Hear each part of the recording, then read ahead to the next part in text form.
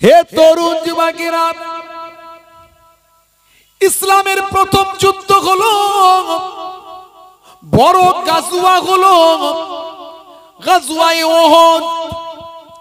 আল্লাহর নবী মদিনা শরীফে যাওয়ার পরে জালেমদের সঙ্গে সবচেয়ে বড় লড়াই যেটা করতে হয়েছিল, সেই লড়াইটার নাম হলো উহুদের যুদ্ধ। ভাই আমার, বদরের যুদ্ধ। হে তরুণ যুবকেরা, হে আমার মুরব্বিয়ানেরা, এই যুদ্ধে আল্লাহর নবীর সাহাবী ছিলেন মাত্র 313 জন। এই 313 জনের ভিতরে মাত্র হাতে গোনা 7-8টা মাত্র তলোয়ার ছিল। বাকি 313 জনের কাছে আর কোন যুদ্ধাস্ত্র বলতে কিছু ছিল না। এই 7-8টা মাত্র তলোয়ার, বাকি সকলের হাতেতে খাজুর গাছের লাঠি। এই লাঠি নিয়ে যুদ্ধ করতে যাচ্ছে, বুঝতে পারছেন? ইমানদারদের পাওয়ার বুঝতে পারছেন কিরকম? ইমানদারদের পাওয়ার বুঝতে পারছেন? আর যাদের বিরুদ্ধে লড়াই করছে তারা 1000-এরও বেশি। তাদের ঘোড়া আছে, তলোয়ার আছে, ঢাল আছে, যুদ্ধাস্ত্র আছে, অনেক কিছু আছে। আর তাদের সঙ্গে লড়াই হচ্ছে ইমানদারদের। কিসের জন্য? হক আর না হকের লড়াই, সত্য আর মিথ্যার লড়াই, সত্য আর মিথ্যার লড়াই। ওরা ইসলামকে মিটিয়ে দিতে চায়। ইসলাম কোনোদিন আগে বেড়ে যুদ্ধের কথা বলেনি। প্রত্যেকটা যুদ্ধ ইসলামে যা আছে সব প্রতিরোধমূলক যুদ্ধ। যেখানে অন্যায় হয়েছে আল্লাহর নবী সেটা বাধা দেওয়ার চেষ্টা করেছে। বাধা দিতে গিয়ে কুফফারদের সঙ্গে লড়াই হয়েছে। হে তরুণ যুবকেরা, হে আমার বন্ধুরা, শুনে রেখে দিন বাবা, জেনে রেখে দেন, এই জায়গাটা, এই বদরের যুদ্ধের জায়গাটা, এই জায়গাটায় আমি এদিন এই কদিন আগে গিয়ে ঘুরে এসেছি। ওই জায়গায় একটা বালির পাহাড় আছে। হে তরুণ যুবকেরা, আল্লাহর নবী এই বদরের ময়দানে গিয়ে, ভাই আমার, দোস্ত আমার, আল্লাহর দরবারে রাতের বেলা সিজদায় পড়ে গেলেন। আয় আল্লাহ, ওই জালেমরা ইসলামকে মেটাতে চায়। তারা কোথায়? মক্কা থেকে আসছে মদিনা শরীফকে ধ্বংস করার জন্য। আয় আল্লাহ, এই তো আমরা মাত্র গোটা কতক মুসলমান। ইসলাম বাবা আদম নবী থেকে এসেছে, কিন্তু ইসলাম ধর্মটা আমার নবীর হাত ধরে কমপ্লিট হয়েছে। হ্যাঁ ভাইরা আমার, এই আরাফাতের ময়দানে একটা পাহাড় আছে, পাহাড়টার নাম হলো জাবালে রাহমা। জাবালে রাহমা, যে পাহাড়ে উঠে হযরতে আদম নবী দোয়া চেয়েছিলেন, 350 বছর কান্না করেছিলেন, আয় আল্লাহ আমি ভুল করেছি, তুমি যে গাছের ফল খেতে নিষেধ করেছো আমি খেয়ে ফেলেছি, আমি ভুল করেছি, আমাকে ক্ষমা করে দাও। আল্লাহ জান্নাত থেকে বের করে দিয়েছিলেন, আদম নবীকে পাঠিয়েছিলেন সিংহল, এই ভারতবর্ষের শ্রীলঙ্কা, ওখানে একটা পাহাড় আছে, আমরা বলি আদম পাহাড়, আর শ্রীলঙ্কার লোক বলে অ্যাডাম পাহাড়। তারা বলে তাদের ধর্মগুরুর পায়ের ছাপ, অনেকে অন্যান্য ধর্মের বলে তারা তাদের পায়ের ধর্মগুরুর পায়ের ছাপ। আর ওই অ্যাডাম পাহাড়ে যদি কোনোদিন যান, ওই পাহাড়ে গিয়ে যে পায়ের ছাপটা পাবেন, আমাদের বিশ্বাস, আমাদের ধর্মীয় মতে সেটা হলো হযরতে আদম আলাইহিস সালাতু ওয়াস সালামের পায়ের ছাপ। আজও সেটা মানুষ উঠে দেখে, প্রায় 7 ফুট লম্বা, কম বেশি। পায়ের ছাপটা হলো 7 ফুট লম্বা, তাহলে মানুষটা কত লম্বা ছিল বুঝতে পারছেন? আদম নবী। হে তরুণ যুবকেরা, হে আমার বন্ধুরা, হযরতে আদম নবীকে জান্নাত থেকে নামানো হয়েছিল শ্রীলঙ্কায় সিংহলে। এই ভারতবর্ষের জমিনে যারা মুসলমানদের কথা বলে, মুসলমানদের ভারত থেকে তাড়িয়ে দাও। হে তরুণ যুবকেরা, হে আমার মুরব্বিয়ানেরা, শুনে রেখে দিন, মুসলমানরা কোথা থেকে উড়ে এসে জুড়ে বসে না যে মুসলমানদের তাড়িয়ে দেবেন। এই মুসলমানরা এদেশেই জন্ম আর এই দেশেই মৃত্যু হবে। প্রতিদিন এই দেশের মাটিকে 5 বার করে মুসলমানরা চুমু খায়। আর এই দেশের মাটিটা হলো মুসলমানদের বাপের সম্পত্তি। যদি বলেন এটা কেমন করেন, শুনে রেখে দেন, জেনে রেখে দেন। পৃথিবীর প্রথম ব্যক্তি তিনি হলেন হযরতে আদম আলাইহিস সালাম। তাকে আমরা প্রথম পিতা বলি, আমাদের আদি পিতা বলি, আমাদের প্রথম নবী সেই হযরতে আদম নবী। মানুষ সৃষ্টি হওয়ার আগে সবচেয়ে প্রথম আদম নবীকে সৃষ্টি করা হয়েছিল। আর আদম নবীকে প্রথমে এই ভারতবর্ষের তৎকালীন যুগে অখণ্ড ভারত, সিংহল ভারতবর্ষের শ্রীলঙ্কায় হযরতে আদম নবীকে পাঠানো হয়েছিল। এই আদম নবী ভারতবর্ষে প্রথম এসেছিলেন, তাই মুসলমানদের বাপের জায়গা হলো এই ভারতবর্ষ। এটা আমাদের বিশ্বাস, এটা আমাদের বিশ্বাস। আর আজকাল তো মোটামুটি সুপ্রিম কোর্টের রায় পর্যন্ত বিশ্বাসে মাঝে মাঝে হয়, কথা ঠিক না? মানে বিশ্বাস থাকলেই রায় হয়ে যাবে। এখন আর এভিডেন্স আইন, হ্যাঁ, আর জাস্ট যুগ জামানা পড়েছে, সুপ্রিম কোর্টের বিচারপতি আর কি করবে, যদি একটু হক কথা বলেন তাকে আবার অন্য অ্যাডভোকেট জুতো ছুড়ছে, দেখেছেন তো নাকি? আখেরি জামানা, পরিস্থিতি খুব খারাপ। তবে আমার আল্লাহর কৌশল বোঝা বড় দায়। আমার আল্লাহ বলছে, এ দুনিয়ার মানুষ শোনো, তোমরা যতই চক্রান্ত করো, আমি আল্লাহ হলাম সবচেয়ে বড় কৌশলকারী। জোরে বলুন সুবহানাল্লাহ। ওয়া মাকারু ওয়া মাকারাল্লাহু ওয়াল্লাহু খায়রুল মাকিরিন। আল্লাহ রাব্বুল আলামিন কোরআন মাজিদে বলেছেন, হে দুনিয়ার মানুষ, তোমরা যতই চক্রান্ত করো, আমি আল্লাহর কৌশল সবচেয়ে উপরে। এই উত্তরপ্রদেশের কানপুরে মাত্র কিছুদিন আগে বিশ্ব নবী দিবসের মিছিল হচ্ছিল। মিছিল থেকে হে তরুণ যুবকেরা, বিভিন্ন ধর্মের, বিভিন্ন সম্প্রদায়ের মানুষ তাদের ধর্মীয় মিছিল মিটিং করে কি করে না? হে তরুণ যুবকেরা, মুসলমানরাও ঈদে মিলাদুন নবীর মিছিল করে, শান্তি সম্প্রীতির বার্তা মানুষের মাঝখানে দেয়। এই মিছিল করার পরে কয়েকটা আই লাভ মুহাম্মদ সাল্লাল্লাহু আলাইহি ওয়াসাল্লাম ব্যানার তারা টাঙিয়েছিল। এর মধ্যে কোনো খারাপ কিছু নাই। আমি আমার নবীকে ভালোবাসি, আপনি আপনার ধর্মগুরুকে ভালোবাসেন। কেউ বলে আই লাভ মহাদেব, কেউ বলে আই লাভ হনুমানজি, কেউ বলে আই লাভ দুর্গাজি, মাতা দুর্গাজি। ভাই আমার আই লাভ গণেশজি, কেউ বলে আই লাভ জিসাস, কেউ বলে আই লাভ মাদার টেরেসা। হে তরুণ যুবকেরা, এটা ধর্মগুরুকে ভালোবাসা, এটা কোনো অন্যায় নয়। কিন্তু হাই রে হাই, আজকে এমন এক জায়গায় আমরা এসে উপস্থিত হয়েছি যে স্বাধীনতা সংগ্রামের জন্য সবচেয়ে বেশি আলেমরা নিজেদের জীবনকে উৎসর্গ করেছেন। এই দাড়িওয়ালা টুপিওয়ালা মানুষেরা তারা দেশকে ভালোবাসা নিজেদের ঈমান মনে করে। 1450 বছর আগে আল্লাহর নবী আমাদের শিখিয়েছেন, হুব্বুল ওয়াতানে মিনাল ঈমান, দেশ প্রেম হলো ঈমানের অঙ্গ। ইতিহাস সাক্ষী দেয়।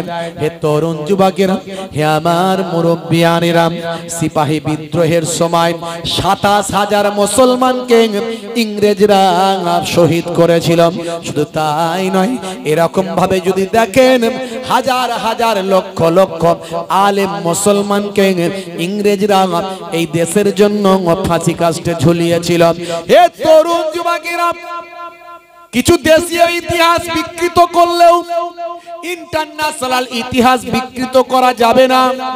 আজও দিল্লির ইন্ডিয়া গেটে চলে যান, ইন্ডিয়া গেটে যদি আপনি গিয়ে দেখেন, ভাই আমার তরুণ যুবকেরা, 93,000 স্বাধীনতা সংগ্রামীদের ভাই আমার নাম সেখানে খোদাই করে লেখা আছে, যারা এই দেশের জন্য নিজেদের জীবনকে উৎসর্গ করেছেন।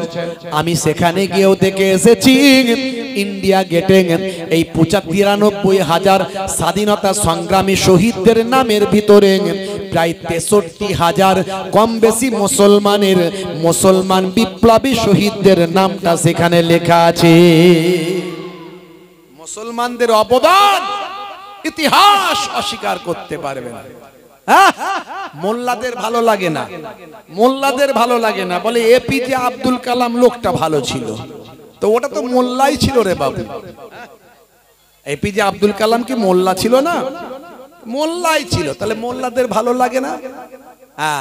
লড়াই কিন্তু হিন্দু মুসলমানের নয়, লড়াই খ্রিস্টান জৈন বৌদ্ধের লড়াই নয়, লড়াই হচ্ছে এক শ্রেণীর সাম্প্রদায়িক একটা দল বেরিয়েছে, সেই দল মুসলমানদের বিরুদ্ধে শুধু নয়, সংবিধানের বিরুদ্ধে লড়াই করছে তারা। আর সংবিধানকে বাঁচিয়ে রাখা শুধু মুসলমানদের দায়িত্ব নয়, এটা সবাইয়ের দায়িত্ব। হে তরুণ যুবকেরা, এই উত্তরপ্রদেশের জমিনে যারা আইলা মুহাম্মদ সাল্লাল্লাহু আলাইহি ওয়াসাল্লাম ব্যানার টাঙিয়েছিল, সেই ব্যানারকে পুড়িয়ে ফেলা হয়েছে, সেই ব্যানারকে অপমানিত করা হয়েছে। যারা প্রতিবাদ করেছিল তাদেরকে মারা হয়েছে, আঘাত করা হয়েছে, তাদেরকে জেলে দেওয়া হয়েছে, এমনকি তাদের ঘরবাড়িগুলো অনেকের বুলডোজার দিয়ে ভাঙা হয়েছে। হে উত্তরপ্রদেশের যোগীজি, আমি আপনার কাছে বলতে চাই, আপনি কটা নবীর ব্যানার ছিঁড়ে ফেলবেন, পুড়িয়ে দেবেন?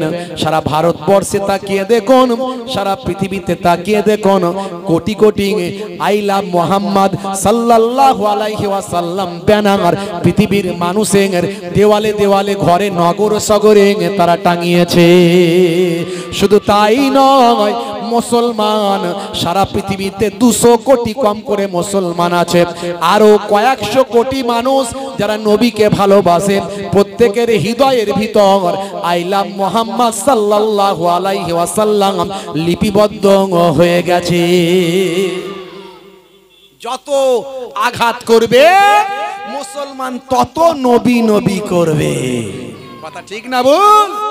মুছে দিতে পারবে না, মুছে দিতে পারবে না। নবীর গোলামরা নবীর মুহাব্বতে ব্যানার টাঙিয়েছে বলে তাদের মেরেছো, জেল খাটিয়েছো, আঘাত করেছো, বুলডোজার চালিয়েছো। আল্লাহ বলছে আমি কত বড় কৌশলকারী, তোরা কি চক্রান্ত করবি? দেখ, একটা বড় মোল্লাকে তোদের কাছে পাঠাচ্ছি, বড় মোল্লা। এই আফগানিস্তান থেকে একটা বড় মোল্লা এসেছিল না, শুনে জোরে বলে নাম কি? আফগানিস্তানের বিদেশ মন্ত্রী মোল্লা আমির খান মুত্তাকি এসেছিল উত্তরপ্রদেশে, গিয়েছিল দেওবন্দ মাদ্রাসায় এবং আগ্রা থেকে শুরু করে আরো অনেক জায়গায়। যে যোগীজি ভাই আমার নবীর গোলামদের উপর অত্যাচার করেছে, সেই যোগীজি ওই আমির খান মুত্তাকি নবীর গোলামকে সম্মান রেসপেক্ট করে প্রত্যেক জায়গায় ঘুরিয়ে ঘুরিয়ে ঘুরিয়ে দেখিয়েছে। আমার আল্লাহ বলছেন, যে নবীর গোলামকে তোরা মারলি, সেই নবীর গোলামকে তোরা আবার স্যালুট করবি। দেখেছেন আল্লাহর কৌশল? আমার আল্লাহর কৌশল সবার উপরে, কিন্তু আমরা ভালো হতে পারছি না।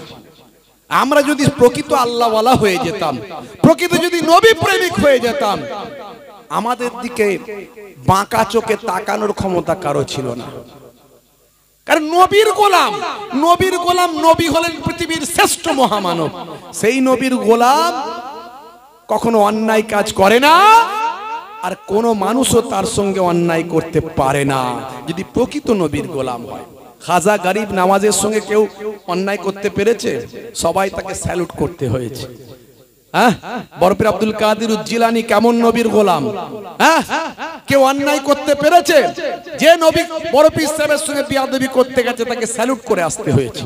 মুজাদ্দিদুজ্জামান পীর আবু বকর সিদ্দিক রাহমাতুল্লাহ আলাইহি, আপনাদের দাদা হুজুর কেবলা, কেউ তার সঙ্গে বিয়াদবি করতে পেরেছে? যে করার চেষ্টা করেছে সে তাকে স্যালুট করে এসেছে। নবীর যদি গোলাম আমরা হয়ে যেতাম প্রকৃত, আমাদের অপমান করতে এসে তারা স্যালুট করে চলে যেত। কিন্তু দুর্ভাগ্য, আমরা নবীর গোলাম ঠিক মতো হতে পারছি না।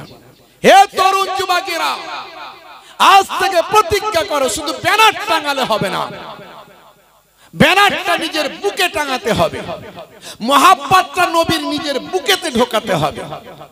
নামাজ পড়ো না, শুধু নবী নবী করলে হবে? নবী নামাজকে প্রতিষ্ঠা করার জন্য নিজের জীবন উৎসর্গ করেছে। কত সাহাবায়ে কেরামরা নিজেদের জীবন উৎসর্গ করেছে। নবীর সুন্নাত তোমার মধ্যে নাই, শুধু নবী নবী করলে হবে না। নবীর সুন্নতকে বাস্তবায়িত করো, নবীর প্রেমকে নিজের অন্তরে বাস্তবায়িত করে। ব্যানার টাঙিয়েছো নিশ্চয় বাহ্যিক নবীর ভালোবাসা দেখিয়েছো, কিন্তু নিজের অন্তরের ভালোবাসাটা কোথায় যাবে? আজ থেকে প্রতিজ্ঞা করতে হবে যে আমি নামাজি হব, নবীর প্রেমিক হব, নবীর সুন্নত মেনে চলব। আর একটা কথা বলতে চাই, যারা ব্যানার টাঙিয়েছে তারা যদি ব্যানারের দেখভাল না করে, ব্যানার টাঙিয়ে যতটা নেকি সওয়াব কামিয়েছে, ওই ব্যানার আমি অনেক জায়গায় রাস্তাঘাটে দেখছি ব্যানার পুরানো হয়ে গেছে, ব্যানার ছিঁড়ে যাচ্ছে, ব্যানার খুলে যাচ্ছে। ওই ব্যানার যদি রাস্তায় পড়ে থাকে, ওই ব্যানারে যদি লোকে অপমান করে, বেয়াদবি করে, মনে রাখবেন যতটা সওয়াব নেকি হয়েছে তার থেকে 1000 গুণ বেশি গুনাহ হয়ে যাবে, গুনাহ কবিরা হয়ে যাবে। যে ব্যানারগুলো ছিঁড়ে গেছে, পাড়ায় পাড়ায়, নগরে নগরে, শহরে শহরে, গ্রামের দায়িত্বে আছে, জলসা কমিটির দায়িত্বে আছে, বিভিন্ন ক্লাবের দায়িত্বে আছে, প্রত্যেকের দায়িত্ব নিয়ে ব্যানারগুলোকে খুলতে হবে। ওই ব্যানারগুলোকে খুলে ওই ব্যানারগুলোকে শ্রদ্ধার সঙ্গে, সম্মানের সঙ্গে কোন গোরস্থানে গিয়ে দাফন করতে হবে, কিংবা ওই ব্যানারটাকে পুড়িয়ে তার ছাইটাকে নিয়ে কোন গোরস্থানে পবিত্র জায়গায় দাফন করতে হবে। কারণ আমার নবীর নাম সেখানে লেখা আছে। আমার নবীর নামে যদি সামান্য অপমান হয়, বেয়াদবি হয়, আনতাহাবাতা আমালুকুম ওয়া আনতুম লা তাশউরুন, তোমাদের আমলগুলো কোনটা দিয়ে বেরিয়ে চলে যাবে টের পাবে না, বুঝতে পারবে না। কথা ঠিক না ভুল বলেন? জোরে বলেন। হ্যাঁ ভাইরা আমার, তরুণ যুবকেরা আমার, সেই নবীর সম্মানে যেন কোনো আঘাত না আসে, এটা প্রত্যেককে দায়িত্ব নিতে হবে। আই লাভ মুহাম্মদ, দরুদ ও সালাম, জোরে হবে না সুবহানাল্লাহ। আমার লেখা আপনারা জানেন, এটা প্রায় ভাইরালের মতোই। আই লাভ মুহাম্মদ, দরুদ ও সালাম, জোরে হবে না সুবহানাল্লাহ। নবী পাকের নাম শুনলে কি বলতে হবে? জোরে বলেন, কি বলতে হয়? সাল্লাল্লাহু আলাইহি ওয়াসাল্লাম। নবী পাকের নাম শুনলে কি বলতে হয়? সাল্লাল্লাহু আলাইহি ওয়াসাল্লাম। একবার দরুদ শরীফ পড়ে নেন তো, আল্লাহুম্মা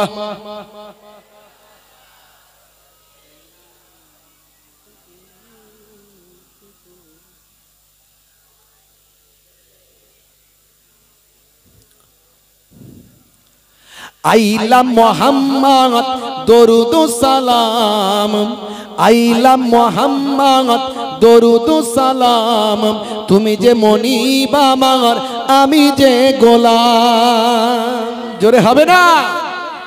আচ্ছা, আল্লাহ হলেন আমাদের স্রষ্টা একদিকে মনিব, আর নবী, নবীর দরবারে আমরা কি করছি? আমরা গোলাম, কাজ করছি, নবীর নির্দেশ পালন করছি। সেদিক থেকে নবী আমাদের মনিব, আমরা নবীর চাকর। কথা ঠিক না ভুল? নবীর গোলাম। অনেকে মনে করছে শুধু আল্লাহই মনিব। আল্লাহর মনিব ব্যাখ্যা আলাদা, নবীর মনিব ব্যাখ্যা আলাদা। যেমন পুকুরের পানি, নদীর পানি, আপনার জমজমের পানি, আবার হাউজে কাউসারের পানি, পানি তো বলবো, কিন্তু সব পানি কি এক?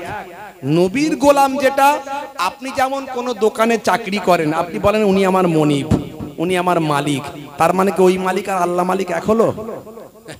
আসলে অনেকে বুঝতে পারে না বিষয়গুলো।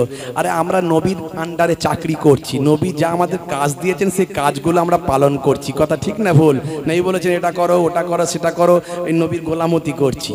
এই জন্য এখানে লিখেছি, একটু ভাঙাচোরা কবি তো, আর কবির ভাবনায় আসে এগুলো কথাগুলো, অত ওইভাবে ডিফিকাল্ট নিয়ে কথা বলি না, বুঝতে পারছেন? হ্যাঁ, এই যে আগের যেটা কবি একটা লিখেছিলেন, জান্নাত চাই না, জাহান্নামও চাই না। আরে জাহান্নাম চাই না বললে ঈমান থাকবে? জান্নাত চাই না বললে ঈমান থাকবে? আর এটা কবিদের কবিতা। নবীকে যদি পেয়ে যায় আবার কিসের জান্নাত, কিসের জাহান্নাম? কথা ঠিক না বল? হ্যাঁ হ্যাঁ, তুমি যে মনিব আমার, আমি যে গোলাম, জোরে হবে না? জোরে হবে না? আইলা মুহাম্মদ, দরুদ ও সালাম, আইলা মুহাম্মদ, দরুদ ও সালাম, তুমি যে মনিব আমার, আমি যে গোলাম, তুমি যে মনিব আমার, আমি যে গোলাম। তোমারই ব্যানার দেখো ছিঁড়ে ফেলেছে। কত আশিকের দেখো জুলুম করেছে, তোমারই ব্যানার দেখো ছিঁড়ে ফেলেছে। কত আশিকের দেখো জুলুম করেছে, না জেনে না বুঝে অন্যায় করেছে, না জেনে না বুঝে অন্যায় করেছে। তোমার আশিকদের ইশক জেগেছে। জোরে হবে না? আইলা মোহাম্মদ দরুদ সালাম, আইলা মোহাম্মদ দরুদ সালাম। তুমি যে মনিব আমার, আমি যে গোলাম। তুমি যে মনিব আমার, আমি যে গোলাম। ও গো নবী দয়াময় ক্ষমা করো, ওরা তোমায় চেনে না, রহম করো। ও গো নবী দয়াময় ক্ষমা করো, ওরা তোমায় চেনে না, রহম করো। তুমি কত দয়াবান, তুমি কত মেহেরবান, তুমি কত দয়াবান, তুমি কত মেহেরবান। মাইকেল জ্যাকসনও চিনেছিল। আইলাম মোহাম্মদ দরুদ সালাম, আইলাম মোহাম্মদ দরুদ সালাম। তুমি যে মনিব আমার, আমি যে গোলাম। তুমি যে মনিব আমার, আমি যে গোলাম। এক ছিল নারী কাঁটা দিত, নবীজির হাঁটার পথে একজন মহিলা কাঁটা বিছিয়ে দিত নবীকে কষ্ট দেওয়ার জন্য, দেখেছেন? আর আমার নবীর আহা। এক ছিল নারী কাঁটা দিত, ও গো নবী তোমার কষ্ট হতো। এক ছিল নারী কাঁটা দিত, ও গো নবী তোমার কষ্ট হতো। একদিন বিমারে ওই নারী পড়িলেন, একদিন বিমারে ওই নারী পড়িলেন। তুমি তাকে দেখিতে গেলে ওগো, হাই হাই নবী মুগ্ধ সবাই, হাই হাই নবী মুগ্ধ সবাই। ওই নারী মানের সাদটা যে পায়। জোরে হবে না? কি নবী আখলাক দেখিয়েছে। ওই নারী অসুস্থ বিছানায় পড়ে আছে, নবী আমার দেখতে গেছে, অবাক ওই নারী, আহা ইমানদার হয়েছে। আইলাম মোহাম্মদ দরুদ সালাম, আইলাম মোহাম্মদ দরুদ সালাম। তুমি যে মনিব আমার, আমি যে গোলাম। তুমি যে মনিব আমার, আমি যে গোলাম। ও গো নবী আমারে কবুল করো, স্বপ্নেতে কখনো দেখা দিও। ও গো নবী আমারে কবুল করো, স্বপ্নেতে কখনো দেখা দিও। কবরের ঘরে একবার এসো, কবরের ঘরে একবার এসো। কায়ামতে হুসাইনের চিনে নিয়ম। আইলাম মোহাম্মদ দরুদ সালাম, আইলাম মোহাম্মদ দরুদ সালাম। তুমি যে মনিব আমার, আমি যে গোলাম। তুমি যে মনিব আমার, আমি যে গোলাম। আল্লাহুম্মা সাল্লি আলা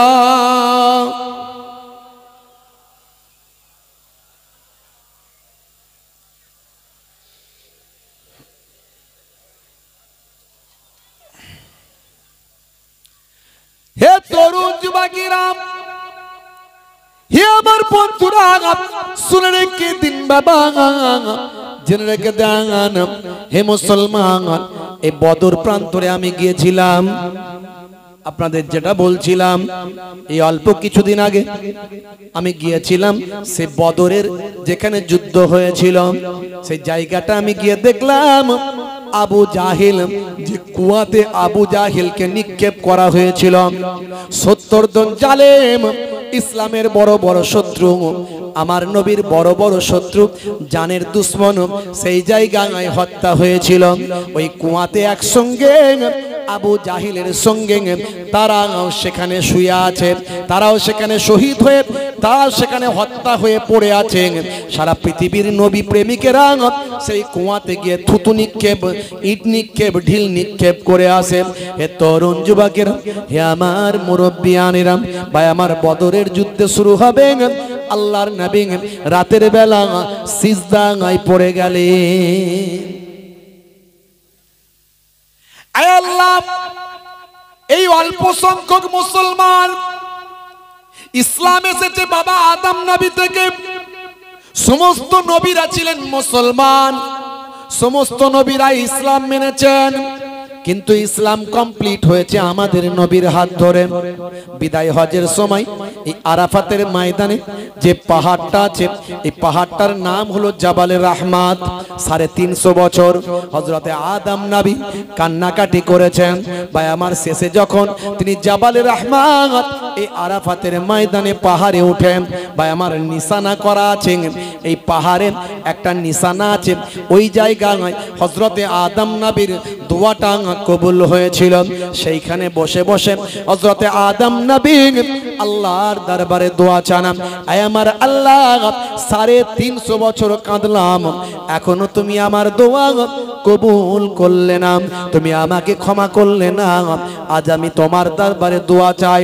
আমার একটা বিশেষ কথা মনে পড়েছে, যখন তুমি আমাকে জান্নাতে রেখেছিলে, আমি জান্নাতের দরজায় দরজায় তোমার নামের সঙ্গে একটা নাম আমি দেখতে পেতাম, তিনি হবেন আখিরি জামানার পয়গম্বর, আমার পরবর্তী প্রজন্মের আমারই সন্তান, কিন্তু তাকে আপনি অনেক সম্মান দেবেন, শেষ নবী বানাবেন, নবীদের নবী বানাবেন, ইমামুল আম্বিয়া বানাবেন।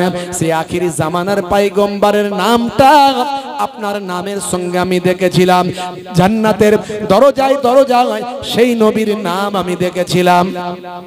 আমার আল্লাহ, সেই আখিরি জামানার পয়গম্বর, জগতের শেষ নবী জনাবে মুহাম্মদ মুস্তাফা সাল্লাল্লাহু আলাইহি ওয়াসাল্লামের ওসিলা দিয়ে আপনার কাছে দোয়া চাই, আপনি আজকে আমার দোয়াটা কবুল করে আমাকে ক্ষমা করে দেন। আমার আল্লাহ বললেন, হে নবী, হে আমার আদম, শুনে রেখে দাও, জেনে রেখে দাও, আজকে তুমি এমন একটা ওসিলা নিয়ে এসেছো, এমন একটা উদাহরণ দিয়েছ, এমন একটা উপমা দিয়েছ, এমন একটা মাধ্যম নিয়ে এসেছ, যেটা আমি আর বদলে দিতে পারলাম না, যেটা আমি আর ফেলে দিতে পারলাম না, যেটা আর অস্বীকার করতে পারলাম না। হে আদম, যাও, আমার আখিরি জামানার পয়গম্বরের খাতিরে তোমাকে ক্ষমা করে দিলাম। হযরতে আদম আলাইহিস সালামকে এই জাবালে রাহমাতে আমার আল্লাহ ক্ষমা করেছিলেন, দোয়া কবুল হয়েছিল। দোয়া কবুল হওয়ার পরে মাথা তুলে দেখলেন জেদ্দার দিক থেকে মা হাওয়া আলাইহিস সালাতু ওয়াস সালাম হেঁটে হেঁটে জাবালে রাহমাত পাহাড়ের দিকে আসছে। আদম নবীকে শ্রীলঙ্কায় ফেলেছিলেন, আর মা হাওয়া আলাইহিস সালাতু ওয়াস সালামকে জেদ্দায় নামিয়েছিলেন। 350 বছর পর মোলাকাত হলো।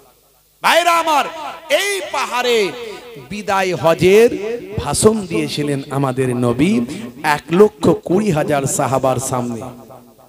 আর সেই সময় আল্লাহ রাব্বুল আলামিন আয়াত নাজিল করলেন, আল ইয়াউমা আকমালতু লাকুম দীনাকুম ওয়া আতমামতু আলাইকুম নি'মাতি ওয়া রাদিতু লাকুমুল ইসলাম দীনান। ইসলাম কমপ্লিট করলেন আল্লাহ, এই আয়াত নাজিল করলেন। তার মানে ইসলাম ছিল বাবা আদম নবী থেকে, কিন্তু ইসলাম কমপ্লিট হলো আমার নবীর হাত ধরে বিদায় হজের দিনে। জোরে বলুন সুবহানাল্লাহ। আরাফাতের ময়দানে জাবালে রাহমাত পাহাড়ে। হে তরুণ যুবকেরা, সেই নবী বদরের ময়দানে আপনারা আমার নবী সিজদায় পড়ে গিয়ে আল্লাহর দরবারে বলেন, আল্লাহ अगर ये चंद नफूस मिट जाए तो कयामत तक तू ना पूछा जाएगा। এই অল্প সংখ্যক মুসলমান যদি শেষ হয়ে যায় কিয়ামত পর্যন্ত আপনাকে আল্লাহ বলে ডাকার কেউ থাকবে না। আমার আল্লাহ বললেন, হে আমার হাবিব মাথা তুলুন, মাথা তুলুন, এই যুদ্ধে আমি আল্লাহ আপনাকে জয়দান করব। শুধু তাই নয়, কুফফারদের বড় বড় নেতা, কুফফারদের বড় বড় লিডার কোন জায়গায় মরে পড়ে থাকবে সেই জায়গাগুলো আমি আপনাকে দেখিয়ে দিলাম। ফারিস্তা জিবরাইল আলাইহিস সালাম যুদ্ধের আগে ফল ঘোষণা করলেন এবং জালেমরা কোথায় মরে পড়ে থাকবে সেগুলো দেখিয়ে দিলেন। নবী আবার সাহাবীদের দেখিয়ে দিলেন। শুধু তাই নয়, আমার আল্লাহ জানিয়ে দিলেন এই যুদ্ধে ফারিস্তারা আপনার সঙ্গে সহযোগিতা করবে। জোরে হবে না? এই বদরের ময়দানে একটা বালির পাহাড় আছে, বালি। এই বালির পাহাড়ে আমি উঠেছিলাম।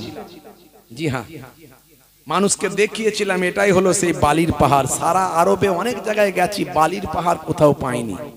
ওই একটা জায়গায় পেয়েছি বালির পাহাড়, সেটা হলো বদরের ময়দানে। ভাইরা আমার, কিতাবের মধ্যে এসেছে ওই বালির পাহাড়ে 1000 আল্লাহ ফারিস্তা নামিয়েছিলেন বদরের যুদ্ধের জন্য। বুঝতে পারছেন?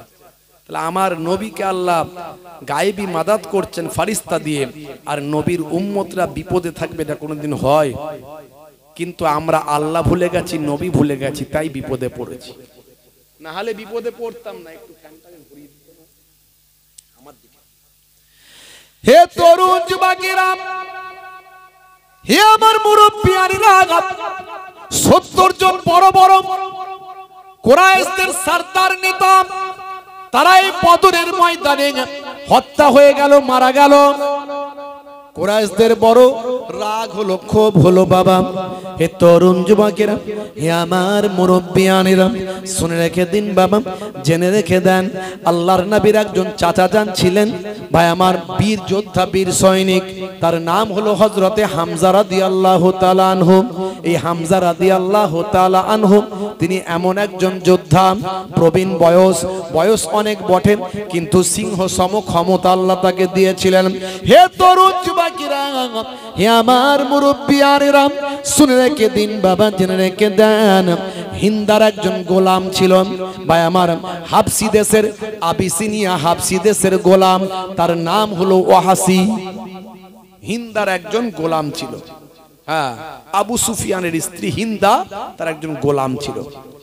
হে তরুণ যুবকেরা, হিন্দা বলল, বদরের যুদ্ধে মানে প্রথম যুদ্ধে আমার বাপ, চাচা, দাদা, ভাই, এ বড় বড় নেতারা সব ওই যুদ্ধে মারা গেছে। সে এতটাই ক্ষিপ্ত হলো, রাগান্বিত হলো, সে তার ওই শক্তিশালী হাবসি গোলামকে বলল, হে আমার গোলাম, তুমি তো মুক্তি পেতে চাও। তৎকালীন যুগে এখন যেমন বাজারে গরু ছাগল বিক্রি হয়, তখনকার যুগে মানুষ বিক্রি হতো, আর এই হাবসি গোলামরা অনেক শক্তিশালী হতো। হে তরুণ যুবকেরা, হে আমার মুরব্বিয়ানেরা, শুনে রেখে দিন বাবা, জেনে রেখে দেন মুসলমান, এমন সময় দেখতে পাওয়া যায় এই হিন্দা ওই গোলামকে বলেছিল, ভাই আমার ওয়াহাসি গোলাম যে অন্যের আন্ডারে ছিল, তাকে বলেছিল, তুমি তো অনেক শক্তিশালী, তুমি মুক্তি পেতে চাও, আমি তার কাছ থেকে তোমাকে মুক্তি করে দেব। যদি আজকে তুমি এই যে যুদ্ধ শুরু হবে, এই ওহদের যুদ্ধে যদি 3 জনের মধ্যে যে কোনো একজনকে যদি তুমি শহীদ করতে পারো, তাহলে তোমাকে মুক্তি দান করা হবে। শুধু তাই নয়, শুনে রেখে দাও, আমি হিন্দা, আমার শরীরে যত অলংকার আছে সেই অলংকার তোমাকে দিয়ে দেওয়া হবে। বিখ্যাত, শক্তিশালী, দীর্ঘদেহী, ভাই আমার এই লড়াকু যোদ্ধা ওয়াহাসি চিন্তা করলো, হায় রে হায়, আমি যদি মুক্তি পাই তাহলে আমার কপাল খুলে যাবে। আমি তো গোলাম, আমাকে এরা কত অত্যাচার করে, কত কটু কথা বলে, আর আমারই বন্ধু হযরতে বেলাল, হযরতে বেলাল সে ইসলাম গ্রহণ করে সে আজকে আজাদ, কত সম্মান তার, সে কত ইজ্জত, তাকে মুসলমানরা কত সম্মান করে, সে সব জায়গায় তাদের কাছে বসতে পারে, তাদের আলোচনা গল্প গুজবে থাকতে পারে, তাদের মধ্যে কথা কথোপকথন বাক্যালাপ করতে পারে। আর আমি এক গোলাম, এই কুফারেরা আমার মনিবেরা আমাকে কাছে বসতে দেয় না, আমাকে গোলামের মতো মনে করে, চাকর মনে করে, আমাকে দূরে দূরে রাখে, কটু কথা বলে, ভাষা খারাপ করে। যাক, আমি বাবা যদি গোলামি থেকে মুক্তি পাই আমার জীবন ধন্য হবে। ভাইরা আমার, তার মুসলমানদের সঙ্গে কুফারদের সঙ্গে কোনো লেনা দেনা কিছু ছিল না, কিন্তু সে বড় শক্তিশালী লোক ছিল ওয়াহশী। হে তরুণ যুবকেরা, আমি একটু নবী প্রেমের কথা শুধু বলছি। মুসলমান কেমন নবীর প্রতি প্রেম ভালোবাসা রাখতে হবে, এই ওয়াহশীর কথা বলতে গিয়ে একটু আলোচনা করে দিচ্ছি। হে তরুণ যুবকেরা, হে আমার মুরব্বিয়ানেরা, শুনে রেখে দিন বাবা, জেনে রেখে দিন বাবা। এমন সময় ভাই আমার ওয়াহশী প্রতিজ্ঞাবদ্ধ হলো, হিন্দার সঙ্গে প্রতিজ্ঞাবদ্ধ হলো, আমি আপনার কথা রাখবো, আপনি আপনার কথা রাখবেন। ভাই আমার আবিসিনিয়া থেকে একটা ভাই আমার নিজের শক্তিশালী একটা বল্লাম নিয়ে এসেছিল, সে নিজে হাতে করে ওই বল্লামটা সব জায়গায় নিয়ে ঘুরে বেড়াতো। হে তরুণ যুবকেরা, ওহুদের যুদ্ধে গেল, একটাই টার্গেট, তাকে হিন্দা বলেছিল, হয় মুহাম্মদ আরবি সাল্লাল্লাহু আলাইহি ওয়াসাল্লামকে তুমি হত্যা করবে, যদি তাকে যদি না পারো শেরে খোদা আলী মুর্তজা কারামাল্লাহু ওয়াজহুকে হত্যা করবে, আর তাকে যদি না পারো 3 নাম্বার তোমাকে টার্গেট দিলাম, নবীর চাচা হযরতে হামজাকে তুমি হত্যা করবে। ওয়াহশী চিন্তা করলো, নবী মুহাম্মদ আরবিকে তো হত্যা করতে পারবো না সাল্লাল্লাহু আলাইহি ওয়াসাল্লাম, কারণ নবীর সঙ্গে তো অনেক নবীর সাহাবীরা সঙ্গে থাকে, নবীর গায়ে টাচ করতে গেলে সাহাবীরা নিজেদের জীবনটা উৎসর্গ করবে, সেই নবীর কাছাকাছি যাবার ক্ষমতা আমি ওয়াহশীর হবে না। হে তরুণ যুবকেরা, 2 নাম্বার চিন্তা করলো, হযরতে আলীকে মারতে পারবো কিনা। চিন্তা করলো, হায় রে হায়, হযরতে আলীর সামনে যাওয়া মানে আজরাইল ফারিস্তার সঙ্গে মুলাকাত করা, না না না না, হযরতে আলীর সঙ্গে পেরে উঠতে পারবো না। তাহলে একমাত্র রাস্তা রইল ওই সিংহ সম প্রবীণ ওই যোদ্ধা, নাম হলো হযরতে হামজা রাদিয়াল্লাহু তাআলা আনহু। এই হামজা রাদিয়াল্লাহু তাআলা আনহুর একটা দুর্বলতা ওয়াহশী জানতো। ওয়াহশী চিন্তা করলো একটা দুর্বলতা আছে হযরতে হামজার। কি দুর্বলতা? না, হযরতে হামজা এমনি প্রবীণ মানুষ, কিন্তু অনেক শক্তিশালী, সিংহ সমতার ক্ষমতা, কিন্তু যখন যুদ্ধ করেন তখন সামনে তাকিয়ে যুদ্ধ করেন, আশপাশে কি হচ্ছে অত লক্ষ্য রাখেন না। এটা হলো হযরতে হামজা রাদিয়াল্লাহু তাআলা আনহুর একটা দুর্বলতা, ওয়াহশী জানতো। তাই ঠিক করলো, আমি পারলে হযরতে হামজাকেই হত্যা করতে পারবো। হে তরুণ যুবকেরা, প্রবল গতিতে যুদ্ধ চলছে, সে আমি উহুদের ময়দানটাও গিয়ে দেখে এলাম। হে তরুণ যুবকেরা, আল্লাহর নবীর সামান্য একটা কথার অবজ্ঞা করার জন্য যে 50 জন তীরন্দাজকে আল্লাহর নবী ওই গিরিতে দাঁড় করিয়েছিলেন পাহাড়ের উপর, যুদ্ধে জয় হোক পরাজয় হোক, তোমরা ওই গিরিপথ কখনো ছাড়বে না, ওই পাহাড় থেকে নামবে না, 50 জন তীরন্দাজ তোমরা দাঁড়িয়ে থাকবেন, কোনোভাবে জালেমরা যাতে ঘুরে না আসতে পারে। হে তরুণ যুবকেরা, প্রথম তবকায় যুদ্ধে জয়লাভ মুসলমানদের হলো, কিন্তু আল্লাহর নবীর কথা তারা ভুলে গেল, মনে করলো যুদ্ধে তো জয় হয়ে গিয়েছে। ওই 50 জন তীরন্দাজ পাহাড় থেকে গিরিপথ ছেড়ে দিল। আর সে সময় হযরতে খালিদ বিন ওয়ালিদ তিনি ঈমান কবুল করেননি, তখন মুসলমানদের নেতা ছিলেন না, বরং তিনি কুফফারদের নেতা ছিলেন। হযরতে খালিদ বিন ওয়ালিদ তিনি ভীষণ প্রথম থেকেই তিনি একজন মেধা এবং একজন ভাই আমার উচ্চ মেধা সম্পন্ন এবং পরিকল্পনাকারী এবং ভবিষ্যৎ প্রণয়নকারী এবং দূরদৃষ্টি সম্পন্ন সুমেধা সম্পন্ন শক্তিশালী বীর যোদ্ধা ছিলেন। সেই সময় তিনি পেছন দিক থেকে ঘুরে এসে মুসলমানদের উপর নতুন কায়দায় ঝাঁপিয়ে পড়ে 70 জন মুসলমান সাহাবী সেদিন শহীদ হয়েছিল। হে তরুণ যুবকেরা, হযরতে হামজাকে প্রথম থেকেই টার্গেট করেছিল ওয়াহাশী। ওয়াহাশী হলো এমন একজন যোদ্ধা, সে কারো সঙ্গে যুদ্ধ তেমন করতো না। ভাই আমার, যুদ্ধের ময়দানে একটা টার্গেট করে নিত, যাকে টার্গেট করত তাকে কেবল আঘাত করত, অন্য কারো সঙ্গে তার কোনো লেনা দেনা ছিল না। হযরতে হামজাকে দেখলো যে 3 জন কুফারে কুরাইশ, বড় বড় কুরাইশদের বড় বড় সরদার নেতা জালেমদের হযরতে হামজা কচু কাটা করছেন। ওয়াহাশী আস্তে আস্তে আড়াল করে এদিক ওদিক সামলে ম্যানেজ করে ওই তার আবিসিনিয়ার সেই বিখ্যাত ভাই আমার, ওই যে আপনার হাবসি, ওই বললাম একটু লাফিয়ে যত শক্তি ছিল ভাই আমার, বড় 2-3টে নিঃশ্বাস নিয়ে হযরতে হামজা রাদিয়াল্লাহু তাআলা আনহুর দিকে নিক্ষেপ করলো। আর তার এতটাই লক্ষ্য তীক্ষ্ণ ছিল যে হযরত হামজা রাদিয়াল্লাহু তাআলা আনহু ওয়াহাশীর আঘাতে শহীদ হয়ে গেলেন। ইন্না লিল্লাহি ওয়া ইন্না ইলাইহি রাজিউন। আল্লাহর নবী খুব কষ্ট পেয়েছিলেন এই যুদ্ধে, বুঝতে পারছেন? নবী পাকের হেলমেটে আঘাত লেগেছিল, দান মোবারক শহীদ হয়েছিল। এই ঘটনা আপনাদের জানা আছে।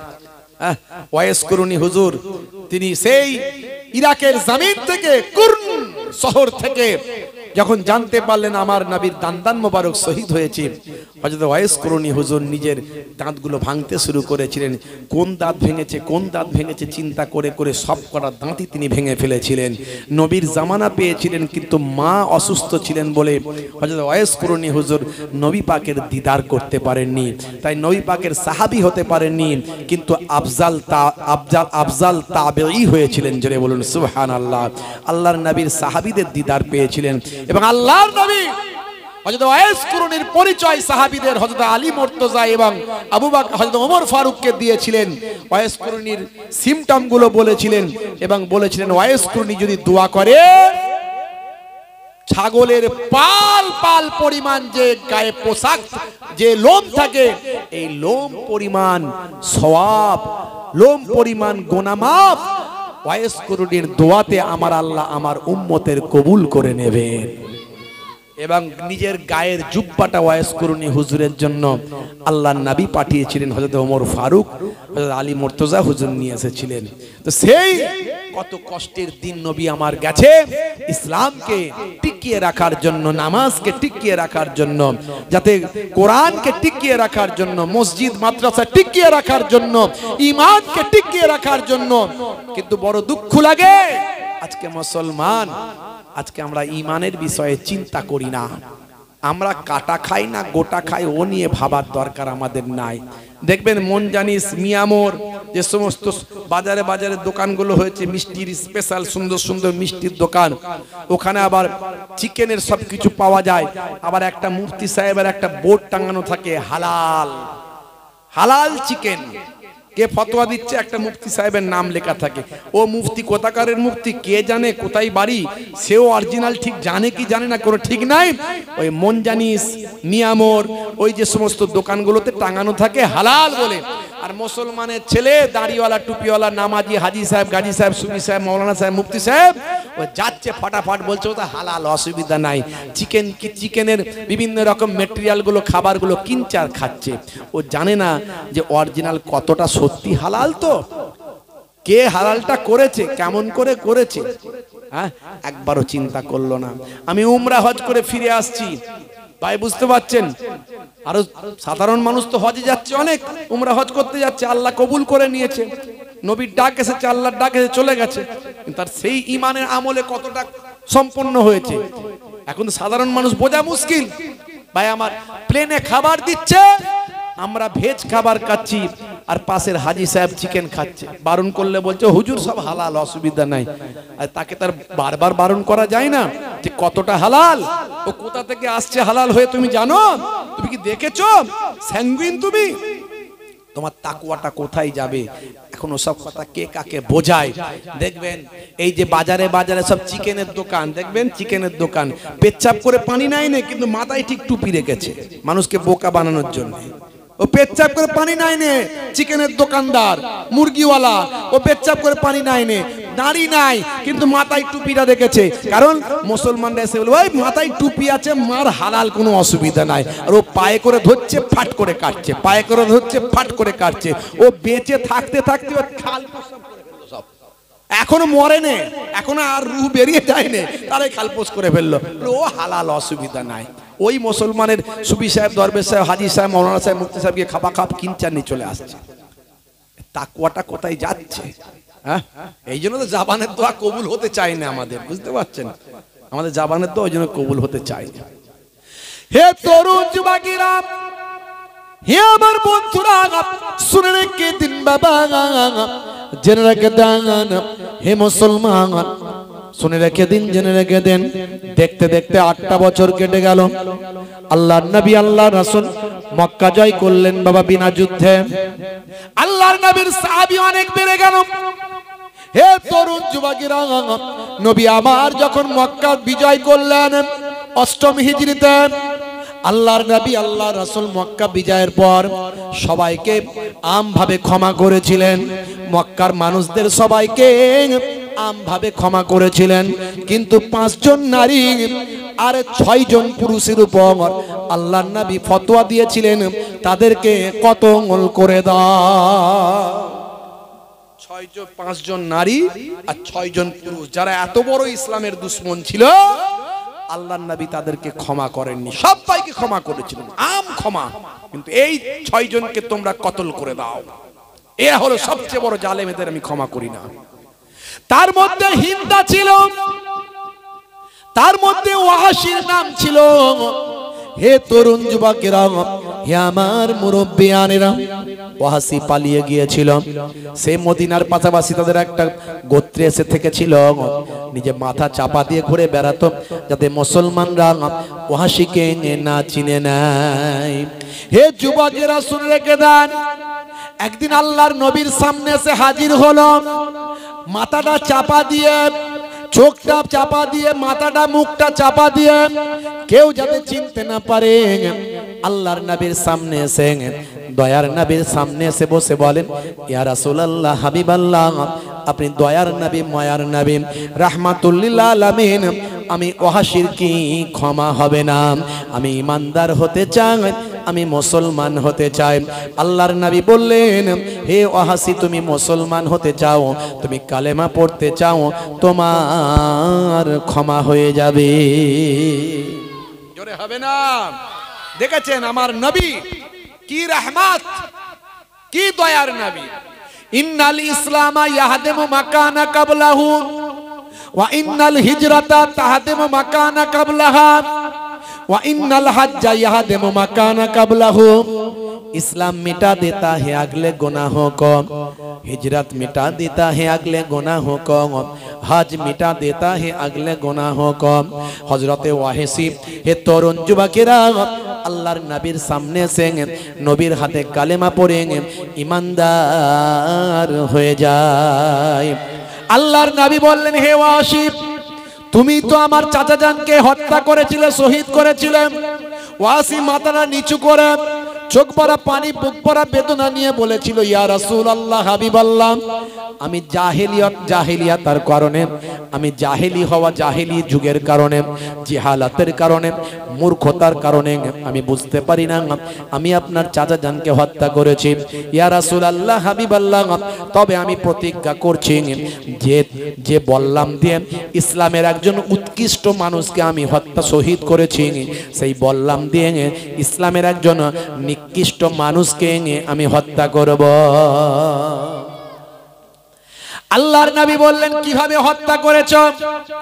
হে তরুণ যুবকেরা, কিভাবে আমার চাচা জানকে শহীদ করেছো? হাসিব, তুমি জানো না, ছোট্টবেলায় জন্মের আগে আমি আমার পিতাকে হারিয়েছি, 6 বছর বয়সে আমি আমার আম্মা জানকে হারিয়েছি, যাদের ছত্র ছায়ায় আমি লালিত পালিত হয়েছি, তাদের মধ্যে একজন হলেন আমার প্রিয়তম চাচা যান হযরতে হামজা রাদিয়াল্লাহু তাআলা আনহু, যিনি আমাকে ছায়া দিয়েছেন, যিনি আমাকে সব সময় চোখের মধ্যে রাখতেন, যিনি আমাকে সব সময় জালেমদের ভিতর থেকে আমাকে বাঁচানোর চেষ্টা করছেন, সেই হযরতে হামজাকে তুমি শহীদ করেছো। হে ওয়াহশী, তুমি কেমন করে আমার চাচা জানকে শহীদ করেছো একবার শোনাও।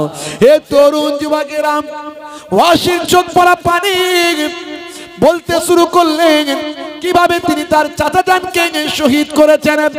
হিন্দার নির্দেশে মুক্ত হওয়ার, আজাদ হওয়ার নেশা আমার মাথায় চেপে গেল। আমি সব সময় চিন্তা করতাম যে হে তরুণ যুবকেরা, ওয়াহশী সব সময় ভাবতো আমার বন্ধু বেলাল সে কেমন আজাদ হয়ে ঘুরে বেড়াচ্ছেন, তার মধ্যে কোনো ভাই আমার গোলামির বেরি তার পায়েতে নাই, সে আজাদ অবস্থায় থাকছেন, কত সম্মান সে পাচ্ছেন, সে একবারে নিশ্চিন্তে ঘুরে বেড়াচ্ছেন। আর আমি হলাম গোলাম, আমি গোলামের মধ্যে আছি, গোলামের বেরি আমার পায়েতে আটকে আছে। আমিও যদি আজাদ হয়ে যাই আমার সংসার হবে, আমার সুন্দর একটা জীবন হবে, এই চিন্তায় আমি বিভোর ছিলাম। সেই সময় আমি অফার পেলাম, যদি তিনজনের ভিতরে একজনকে হত্যা করি তাহলে আমাকে আজাদ করে দেওয়া হবে। আমি ঠিক করলাম হযরতে হামজা সিংহ সম আপনার চাচাজিকে আমি শহীদ করলাম। হুজুর জাহালাত মূর্খতার কারণে এটা আমি করেছি। তারপর কি করেছিলাম, হিন্দা এসে উপস্থিত হয়েছিল। আমি হযরতে হামজার কলিজার উপর, বুকের উপর খঞ্জর চালিয়েছিলাম, বুকের ভিতর থেকে খঞ্জর চালিয়ে কলিজাখানা বের করেছিলাম। সে কলিজাখানা বের করে আমি হিন্দার হাতে দিয়েছিলাম। হিন্দা চিবিয়েছিল, ইয়া রাসূলুল্লাহ, হাবিবাল্লাহ, আল্লাহর নবী। চাচা জানের এই করুণ ঘটনা শুনে ঝরঝর করে নবী আমার কাঁদতে শুরু করলেন। কেঁদে কেঁদে বললেন, হে ওয়াহশী, আমি তোমাকে ক্ষমা করে দিলাম, কিন্তু শোনো, তুমি আর জীবনে কখনো আমার সামনে আসবে না, কারণ তোমাকে দেখলে আমার চাচা জানের কথা মনে পড়ে যাবে। যতদিন ওয়াহশী আমার নবীকে পেয়েছে, সামনে আর কোনোদিন আসেনি, পেছনে আসতেন, পেছনে বসতেন, গাছের আড়ালে থাকতেন, পাতার আড়ালে থাকতেন, আল্লাহ নবীকে দূর থেকে দেখতেন, কাছে আর আসতেন না। নবীর প্রেম তার ভিতরে এমন চলে আসলো, ছটফট ছটফট করতো, সব সময় কাঁদতেন, সব সময় কাঁদতেন। আর চিন্তা করতেন যে বল্লাভ দিয়ে ইসলামের একজন উৎকৃষ্ট মানুষকে আমি শহীদ করেছি, সেই বল্লাম দিয়ে যেন আমি ইসলামের একজন নিকৃষ্ট মানুষকে হত্যা করতে পারি। হে তরুণ যুবকেরা, হে আমার বন্ধুরা, হে আমার মুরব্বিয়ানিরা, শুনে রেখে দিন বাবা, আল্লাহর নবীর ইন্তেকালের পরে বিভিন্ন জালেমদের আবির্ভাব হলো। হে তরুণ যুবকেরা, হে আমার মুরব্বিয়ানিরা, আল্লাহর নবীর ইন্তেকালের পরে অনেক জালেমদের আবির্ভাব হয়েছিল। হযরতে আবু বকর সিদ্দিক রাদিয়াল্লাহু তাআলা আনহুর যোগ্য নেতৃত্বে সমস্ত জালেমদের প্রতিহত তিনি করেছিলেন। তার মধ্যে একটা হলো ভণ্ড নবীর আবির্ভাব, মুসাইলামা কাজ্জাব। আল্লাহর নবীর জামানা থেকে তার বহিঃপ্রকাশ হয়েছিল। সে তার ভক্তদের বিভিন্নভাবে ট্রেনিং দিয়েছিল, এতটাই কঠোর বানিয়েছিল। হে তরুণ যুবকেরা, তার ভক্তটাও কিন্তু ভীষণ কঠোর ভাবে ভাই আমার মুসাইলামা কাজ্জাবকে তারা নবী বলে মেনে নিয়েছিল। হে তরুণ যুবকেরা, খুবই সংক্ষেপ করে বলি, একসময় আল্লাহর নবীর সাহাবী হযরতে আবু বকর সিদ্দিক রাদিয়াল্লাহু তাআলা আনহু এই মুসাইলামা কাজ্জাব, যার বিশাল বড় একটা সৈন্যবাহিনী ছিল, বিশাল শক্তি সঞ্চয় করেছিল, সেই শক্তিকে ধূলিসাৎ করার জন্য, মুসাইলামা কাজ্জাবকে পদোন্নত করার জন্য, মুসাইলামা কাজ্জাবকে ভাই আমার ভস্মী করে দেওয়ার জন্য, ধ্বংস করার জন্য হযরতে আবু বকর সিদ্দিক ইসলামকে জিন্দা রাখার জন্য, ইসলামের দুশমন ইসলামকে মিটিয়ে দিতে চায়, আমার নবীর বড় শত্রু মুসাইলামা কাজ্জাবকে প্রতিহত করার জন্য হযরতে খালিদ বিন ওয়ালিদ, যে ইসলামের আজকে বড় শক্তি সাইফুল্লাহ, আল্লাহ আর তরবারি উপাধি পেয়েছেন সেই হযরতে খালিদ বিন ওয়ালিদ জীবনে 150 খানা যুদ্ধ করেছিলেন, জীবনে একটা যুদ্ধেও কখনো তিনি পরাজিত হন না। যে হযরতে খালিদ বিন ওয়ালিদের নেতৃত্বে মুসাইলামা কাজ্জাবকে প্রতিহত করার জন্য আবু বকর সিদ্দিক হুজুর রাদিয়াল্লাহু তাআলা আনহু পাঠিয়ে দিলেন, যাও মুসাইলামা কাজ্জাবকে প্রতিহত করো। অনেক শক্তি সঞ্চয় করে ফেলেছে, সে ইসলামকে ধ্বংস করার চক্রান্তে নেমেছে, আমার নবীর নাম ইজ্জতকে মিটিয়ে দিতে চেষ্টা করছে, তাকে প্রতিহত করো। হে তরুণ যুবকেরা, ভয়ঙ্কর যুদ্ধ হলো, মারাত্মক যুদ্ধ। মুসাইলামা কাজ্জাব তার ভক্তদের এমন ভাবে ট্রেনিং দিয়েছিল, তাদের ঈমানের শক্তি অনেক বেড়ে গিয়েছিল। তারা সত্যি ভাবতো মুসাইলামা কাজ্জাব একজন নবী এবং এই নবীকে বাঁচানো আমাদের জন্য দায়িত্ব। এইভাবে তাদের মধ্যে একটা ঈমানি শক্তি জাজবা তৈরি হয়েছিল। এই শক্তিটাও কিন্তু কম নয়, মুসলমানদের শক্তির সঙ্গে এই শক্তিরও কিন্তু কম ছিল না। লড়াই প্রবল বেগে চলেছিল, এমন লড়াই হয়েছিল মুসলমানরা হযরতে খালিদ বিন ওয়ালিদের নেতৃত্বে কখনো পেছু হাঁটেনি, কিন্তু মুসাইলামা কাজ্জাবের সঙ্গে লড়াই করতে গিয়ে লড়াই একবারে ভাই আমার সামনাসামনি লড়াই হয়েছিল। এই লড়াইয়ে উভয় পক্ষে ভাই আমার ভয়ঙ্কর ক্ষয়ক্ষতি হয়েছিল। হযরতে খালিদ বিন ওয়ালিদের নেতৃত্বে মুসলমানদের প্রায় কিছু কম বেশি 1200 সাহাবী শহীদ হয়েছিলেন। তার মধ্যে 300 জন হাফেজ ছিলেন, হাফেজে কোরআন ছিলেন। হে তরুণ যুবকেরা, হযরতে খালিদ বিন ওয়ালিদ চিন্তা করলেন, এই যুদ্ধে এভাবে জয়লাভ করা তো সম্ভব নয়, এ তো ভয়ঙ্কর যুদ্ধ, হাজার হাজার মানুষ মারা যাচ্ছে, কিন্তু এইভাবে তো যুদ্ধ করা সম্ভব নয়।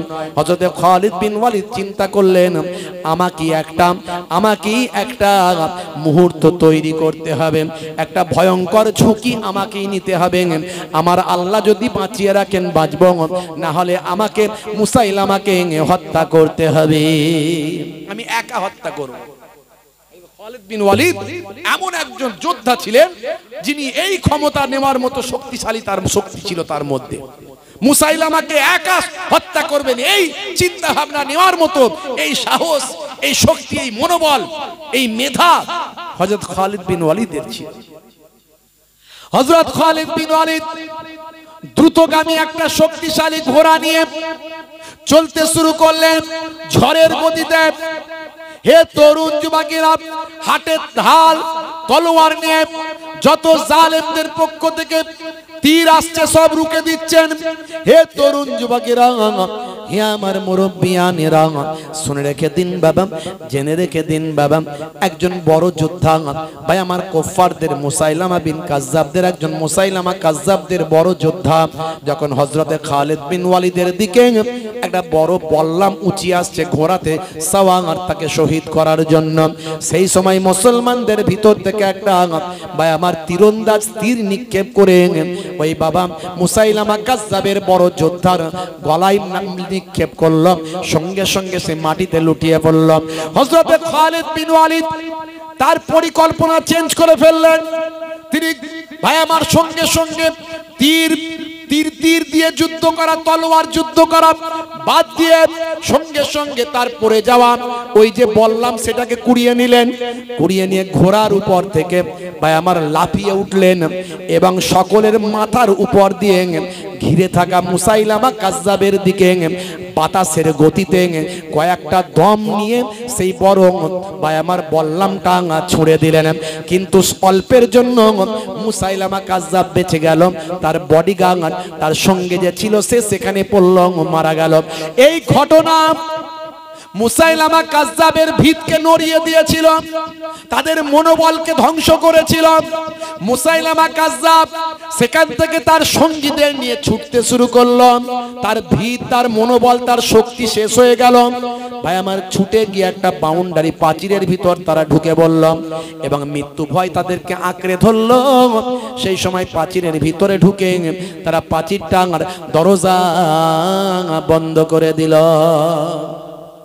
এদিকে ওয়াহশী তার একটাই টার্গেট, একটাই লক্ষ্য, একটাই টার্গেট, যে কুফার, আমি ইসলামের সবচেয়ে বড় মাপের ব্যক্তিকে আমি যে শহীদ করেছি, এখন সেই বললাম দিয়ে মুসলমানদের সবচেয়ে নিকৃষ্ট ব্যক্তিকে আমি হত্যা করতে চাই।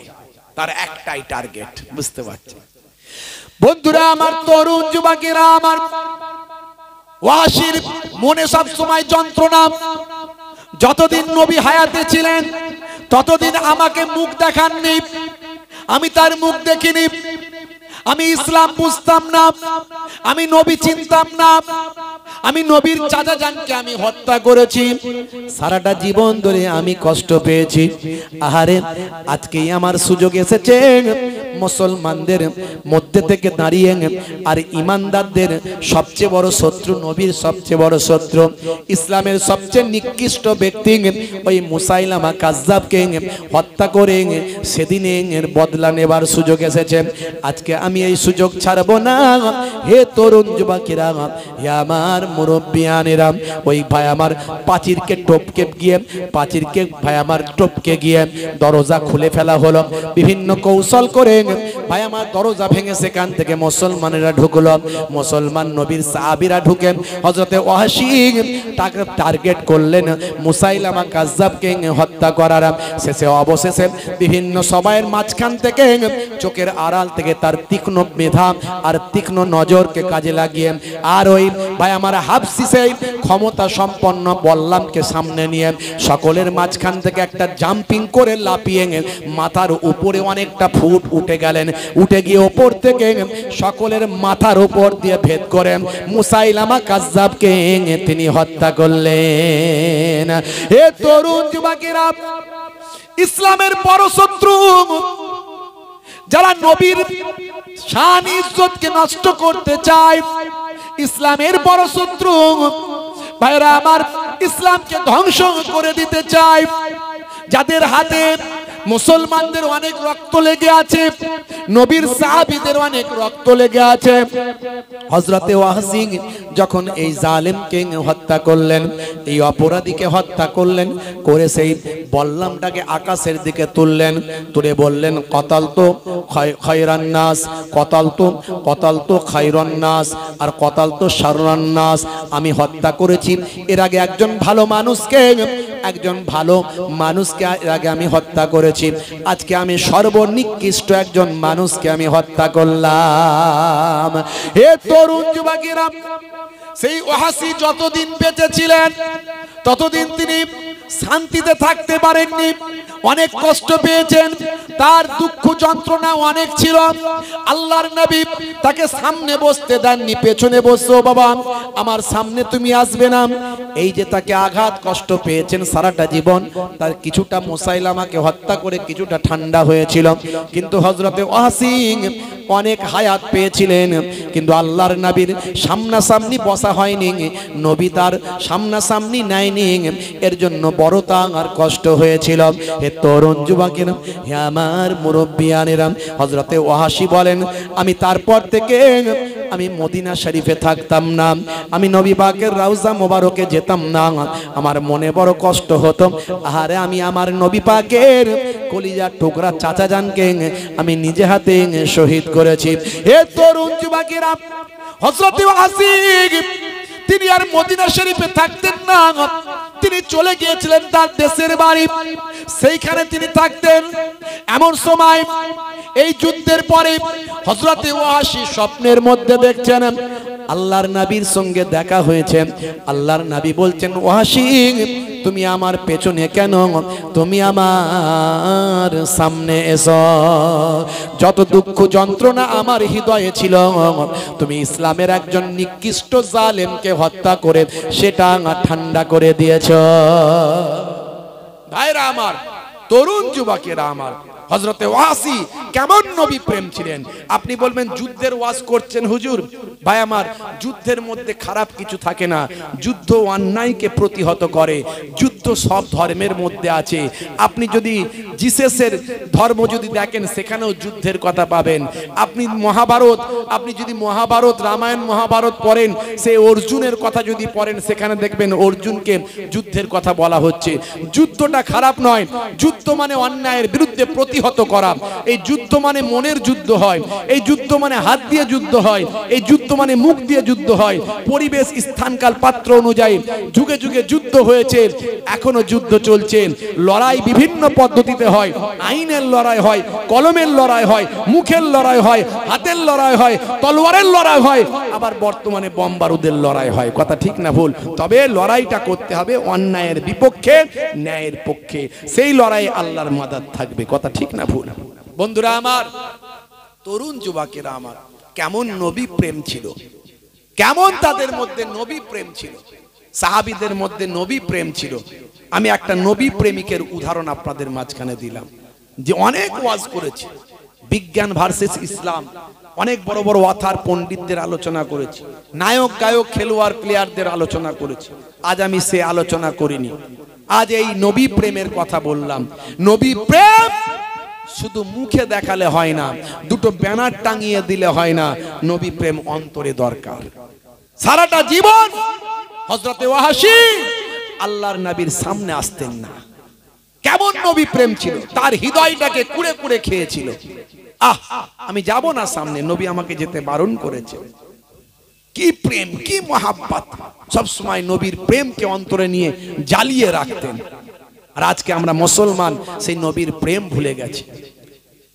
আমরা দুটো ব্যানার টাঙিয়ে দিই, বছর একবার জলসা করে দিই, মিলাদুন নবীতে চাঁদা দিয়ে দিই, ভাবি যে নবীর হক আদায় হয়ে গেছে। অথচ আমরা সেই নবীর একটা সুন্নতকে ঠিকভাবে মান্যতা দিতে পারছি না, পালন করতে পারছি না। আমরা বেনামাজি হয়ে যাচ্ছি, নামাজ পড়ছি না। এই জন্য আজকে আমাদের এত বিপদ মুসিবত আসছে। ভাইরা আমার, আজ থেকে প্রতিজ্ঞা করুন নামাজ ছাড়বেন না। বলুন ইনশাআল্লাহ। আজ থেকে প্রতিজ্ঞা করুন নামাজ ছাড়বেন না। যে নবী নামাজকে প্রতিষ্ঠা করার জন্য আল্লাহর নবীর ৭০ জন সাহাবী ওহদের ময়দানে শহীদ হলেন। হযরত হামজাকে শহীদ হতে হয়েছে, বড় বড় সাহাবীদের শহীদ হতে হয়েছে সেই নামাজকে কায়েম করার জন্য। আমার নবীর সঙ্গে কুফফারদের কোনো শত্রুতা ছিল না। কুফফারেরা আমার নবীকে বড় ভালোবাসতো, মানতো, বলেছিল যে তুমি এই সব ছেড়ে দাও, তুমি কি চাইবে বলো, সুন্দরী স্ত্রী চাও সেটাও দেব, বড় নেতা হতে চাও নেতা বানিয়ে দেব, ধনী হতে চাও ধন দৌলত দিয়ে দেব। আমার নবী বলেছিলেন আমি দায়িত্ব পেয়েছি, আল্লাহ আমাকে দায়িত্ব দিয়েছেন, সমাজ থেকে অন্যায়কে দূরীভূত করতে হবে, সমাজ থেকে কুসংস্কার দূর করতে হবে, আল্লাহ যে এক সেটা প্রচার করতে হবে। যাকে তাকে খোদা বললে হবে না, সেটা আমাকে প্রচার করতে হবে। কে মানলো কে মানলো না সেটা পরের ব্যাপার, আমি ঘাট ধরে জোর করে মানাচ্ছি না, আমাকে এটা প্রচার করতে হবে। তোমরা আমার প্রচারে বাধা দিচ্ছ, তোমরা আমার প্রচারে বাধা দিচ্ছ। আল্লাহর নবীকে বলা হয়েছিল যা চাইবে সেটা দেব। আল্লাহর নবী বলেছিলেন যদি আমার এক হাতে সূর্য আর এক হাতে চন্দ্র দেওয়া হয় তবু আমি আল্লাহর একত্ববাদের প্রচার বন্ধ করব না। দেখেছেন সেই নবীর কত কষ্ট করেছেন। আজকে প্রতিজ্ঞা করুন নবীকে ভালোবাসা দেখাতে গেলে আমাদের নামাজি হতে হবে। নামাজি হয়ে যান, গায়েবী মাদাত পাবেন। নবীর সুন্নতওয়ালা হয়ে যান, গায়েবী মাদাত পাবেন। বলুন ইনশাআল্লাহ। আল্লাহ আমাদের কবুল করেন। বলুন আল্লাহুম্মা আমিন। বলুন আল্লাহুম্মা আমিন। ভাইরা আমার, অনেক আলোচনা ছিল, একটু নবী প্রেমের আলোচনা আপনাদের কাছে আজকে করলাম। আজ থেকে নবী প্রেমকে আমাদের ভিতরে লালিত পালিত করুন। যে নবীর জন্য আমরা কলেমা পেয়েছি, নামাজ পেয়েছি, রোজা পেয়েছি, সেই নবীকে ভালোবাসুন। নবীকে ভালোবাসতে গেলে নামাজি হন, নবীকে ভালোবাসতে গেলে সুন্নতওয়ালা হন। অনেক সুন্নতের কথা আমি বলেছি, ইন্টারনেট খুঁজলে ২০-২৫ হাজার বক্তব্য আমার পাবেন। আমি অনেক সুন্নতের কথা বলেছি, তবে আজকে আমি একটা সুন্নতের কথা বলবো। কবরে গেলে কোনো সুন্নত দেখা যাবে না, যত সুন্নতের কথা আমি বলেছি। একটা সুন্নত দেখা যাবে, সেটা হলো মুখের দাড়ি। মুখের দাড়ি, অনেকে দাড়ি রাখতে লজ্জা পান, আমি বলবো লজ্জা পাবেন না। বড় রাখতে যদি অসুবিধা মনে হয় ছোটই রাখুন। এখন তো দাড়ি ফ্যাশন, বিরাট কোহলি দাড়ি রেখেছে, হরভজন সিং দাড়ি রেখেছে, লিওনেল মেসি দাড়ি রেখেছে। ভাই আমার, বড় বড় অথার পণ্ডিত, নায়ক গায়ক খেলোয়াড় প্লেয়ার নেতা মন্ত্রী দাঁড়িয়ে রেখেছে। আপনার কিসের লজ্জা? বড় রাখতে পারেন না, ছোট রাখুন। ইমানি শক্তি যেদিন বেড়ে যাবে সেদিন মুহিবুল্লাহ হুসাইনের থেকে বড় নারী হয়ে যাবে। এই দাড়ির মধ্যেও সায়েন্স আছে, আমি এর আগে বলেছি। অস্ট্রেলিয়ার ব্রিসবেনে ইউনিভার্সিটি অফ কুইন্সল্যান্ড, সেখানে দাড়ি নিয়ে গবেষণা হয়েছিল যে ইসলামে দাড়ি রাখাটা বাধ্যতামূলক করা হয়েছে কেন। বড় বড় ওয়াতার পণ্ডিত, বড় বড় ভাই আমার যত ইসলামিক স্পিরিচুয়াল ব্যক্তিত্ব আছে তারা সব দাড়ি রাখে, কারণটা কি? তারা দাড়ি নিয়ে গবেষণা করে দেখছে সূর্য থেকে একটা অতি বেগুনি রশ্মি পৃথিবীর মাটিতে আসে, যেটা মানুষের স্কিনে বড্ড ব্যাড ইফেক্ট তৈরি করে। যাদের মুখে দাড়ি আছে তাদের মুখটা ওই দাড়ির জন্য মুখটা ওই স্কিন ওই ইফেক্ট থেকে, অতি বেগুনি রশ্মির ইফেক্ট থেকে দাড়ির কারণে মুখটা অনেকটা নিষ্কৃতি পায়। জোরে বলুন সুবহানাল্লাহ। শুধু তাই নয়, এখানে আমাদের সবচেয়ে সূক্ষ্ম সূক্ষ্ম নার্ভগুলো আছে।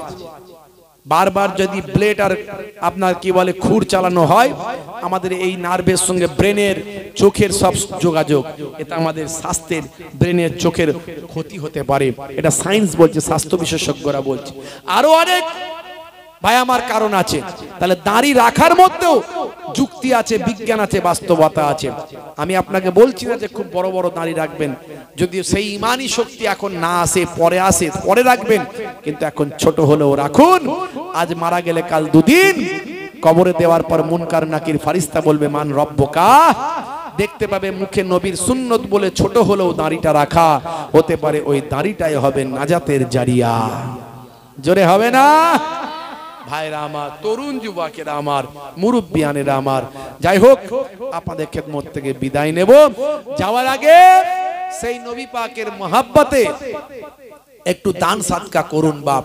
দান সাদকা করলে বিপদ কেটে যায়, দান সাদকা করলে দোয়া কবুল হয়, দান সাদকা করলে যারা কবরে চলে গেছে তাদের মাগফিরাত হয়, দান সাদকা করলে আপনার মনের নেক আশা আরজুগুলো আল্লাহ কবুল করে নেয়, দান সাদকা করলে মালে বরকত হয়, সম্পদ বেড়ে যায়, দান সাদকা করলে শরীর সুস্থ হয়ে যায়, দান সাদকা করলে রোগ অসুখ বিসুখ দূর হয়ে যায়, দান সাদকা করলে একের বদলে আমার আল্লাহ 10 দেয়।